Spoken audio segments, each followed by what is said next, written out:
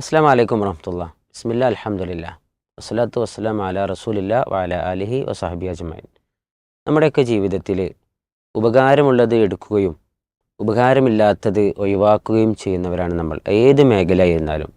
പക്ഷേ യഥാർത്ഥത്തിൽ വിദ്യാർത്ഥികൾക്കിടയിൽ വളരെ ശ്രദ്ധ വരുന്ന ഒരു മേഖലയാണ് സുഹൃത്ത് ബന്ധം എന്നുള്ളത്.